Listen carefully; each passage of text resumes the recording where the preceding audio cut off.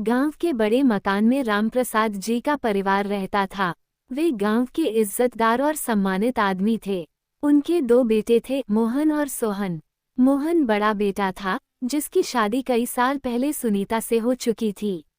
सुनीता एक समझदार, धीर, गंभीर और घरेलू कामकाज में निपुण बहू थी। पूरे घर की जिम्मेदारी उसी के कंधों पर थी। कुछ ही महीनों बाद छोटे बेटे सोहन की भी शादी हो गई। उसकी पत्नी का नाम रीना था। रीना बहुत सुंदर थी, पर साथ ही बेहद नखरीली और थोड़ी घमंडी भी। उसे हमेशा अपनी सुंदरता और आधुनिक सोच पर गर्व रहता था। शादी के पहले ही दिन से रीना का अंदाज सबसे जुदा था। जहां सुनीता सुबह जल्दी उठकर पूरे घर का काम संभाल लेती, वहीं रीना देर तक सोती रहती। सास अगर कह देती, बहू जरा रसोई में हाथ बंटा दो, तो वो बहाना बना देती, अरे मम्मी जी, मुझे रसोई का ज्यादा अनुभव नहीं है, कहीं स्वाद बिगड़ गया तो लोग हंसेंगे। धीरे धीरे रीना का ये स्वभाव सबको खटकने लगा।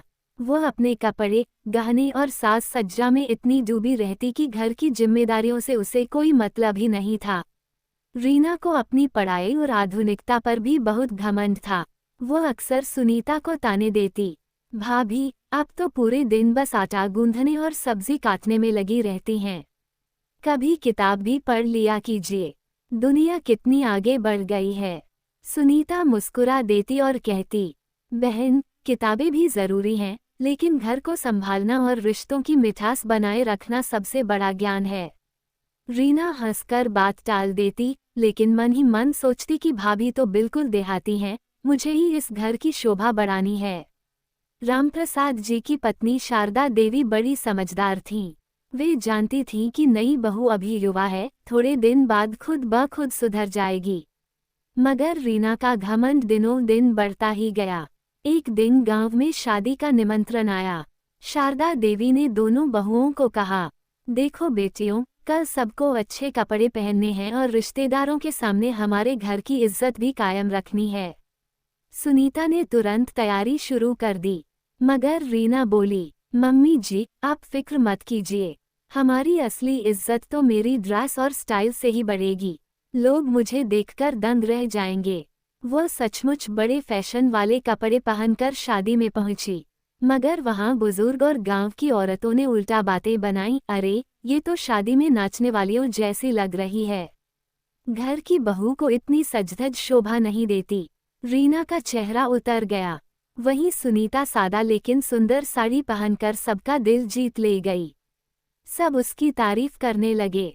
एक दिन घर में अचानक बीमार मेहमान आ गए। डॉक्टर ने कहा उन्हें हल्का घरेलू खाना खिलाइए।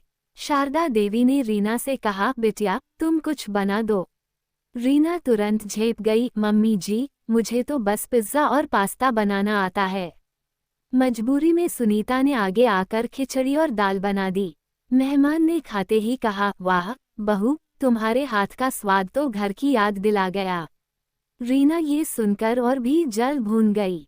कुछ दिन बाद गांव में तीज का बड़ा त्योहार आया। घर में ढेर सारे रिश्तेदार जमा हुए।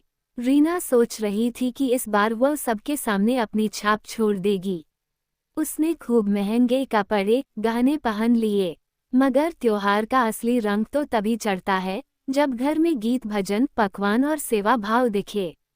सुनीता ने पूरे घर को सजाया, झूले डाले, पकवान बनाए और रिश्तेदारों को खूब खिलाया पिलाया। सब रिश्तेदार बोले, रामप्रसाद जी आपकी बड़ी बहू तो सचमुच लक्ष्मी का रूप है, इतनी समझदार और मिलनसार। रीना ये सुनते ही रोने को हो गई। उसकी सारी शान शौकत किसी काम न आई। उस रात रीना गुस्से में बोली, भाभी आपको सब इतना क्यों सराहते हैं, मैं आपसे कहीं ज्यादा पढ़ी लिखी और स्मार्ट हूँ। सुनीता ने शांत स्वर में कहा, रीना स्मार्टनेस कपड़ों और मेकअप से नहीं बल्कि व्यवहार और जिम्मेदारी से झलकती है। घर को संभालना, रिश्तों को जोड़ना, यही औरत की असली खूबसूरती है। रीना चुप हो गई। उसे पहली बार एहसास हुआ कि उसका घमंड ही उसे सबकी नज़रों से गिरा रहा है। धीरे धीरे रीना ने अपना रवैया बदलना शुरू किया। अब वो सुबह उठकर भाभी के साथ रसोई में हाथ बटाने लगी। रिश्तेदारों के आने पर मुस्कुराकर उनका स्वागत करती।